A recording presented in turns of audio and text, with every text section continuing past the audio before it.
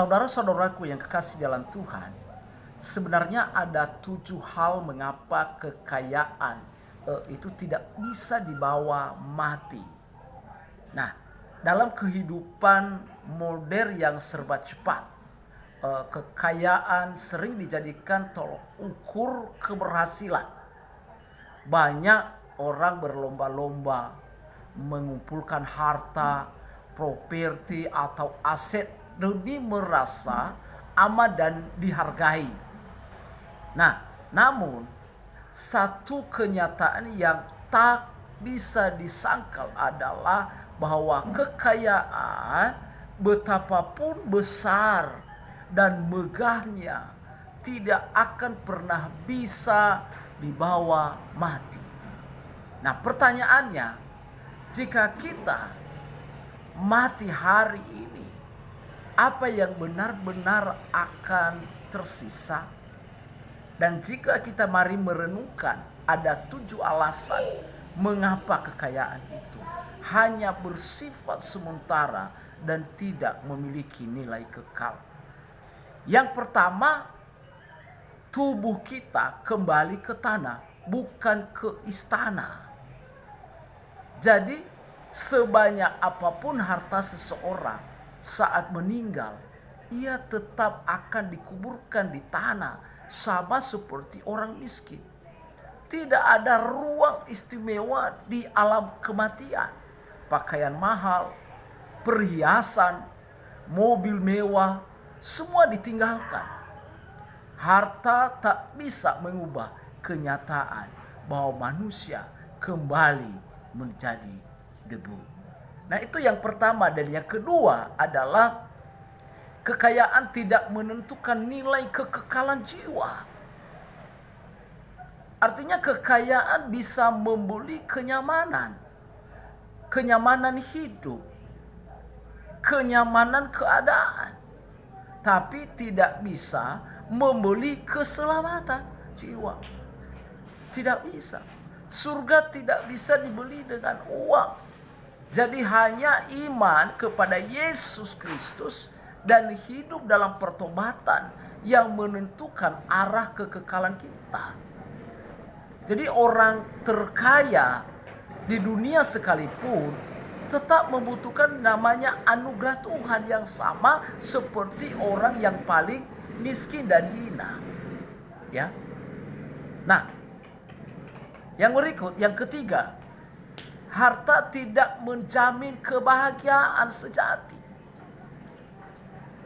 Banyak orang kaya hidup dalam kecemasan, kekosongan, bahkan depresi. Itu menunjukkan bahwa kebahagiaan sejati bukan berasal dari jumlah harta, melainkan dari hubungan yang intim dengan Tuhan. Tanpa ada damai di hati, ya, harta hanya akan jadi beban, bukan berkat. Nah, itu hal yang ketiga. Jadi hal yang keempat adalah kekayaan mudah hilang dan tak stabil. Ya, kekayaan mudah hilang dan tidak stabil. Ekonomi bisa jatuh, investasi bisa gagal, harta bisa dicuri atau musnah dalam sekejap. Kekayaan di dunia bersifat tidak pasti dan tidak bisa dijadikan dasar utama kehidupan. Tuhan sudah mengingatkan kita umatnya agar jangan menimbun harta di bumi yang dapat rusak atau dicuri. Ya, ada di Matius pasal 6 ayat 11 sampai 20. Sangat jelas. Dan yang kelima adalah harta tidak dibawa ke alam kematian. Yang artinya tidak ada orang mati yang membawa misalnya ATM, sertifikat tanah, atau logam mulia ke liang kubur. Bahkan jika dikubur bersama barang berharganya, itu tetap tidak memberi manfaat bagi jiwanya. Yang akan dibawa adalah karakter, iman, dan perbuatan baik. selama hidupnya di bumi yang menyenangkan hati Tuhan. Itu hal yang kelima. Dan hal yang keenam, fokus pada kekayaan bisa mengaburkan tujuan hidup. Fokus pada kekayaan bisa mengaburkan tujuan hidup. Yang artinya adalah orang yang terlalu mencintai harta cenderung menjadikan kekayaan sebagai pusat hidupnya. Ini berbahaya karena bisa menggantikan posisi Tuhan di hati.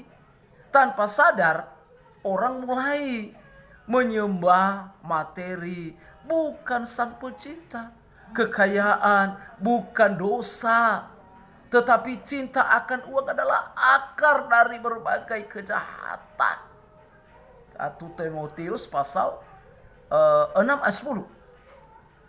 Nah, yang terakhir, yang ketujuh adalah warisan duniawi bisa diperebutkan, tapi warisan rohani abadi.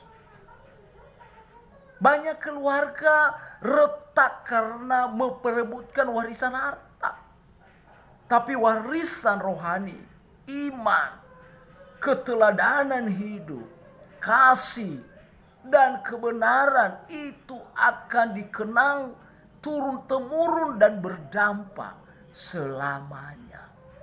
Nah, saudara-saudara kasih dalam Tuhan, pilihlah untuk meninggalkan warisan yang abadi, bukan pada yang sekedar bisa diukur dengan angka semata. Kekayaan bukanlah musuh, tetapi ia adalah alat, bukan tujuan.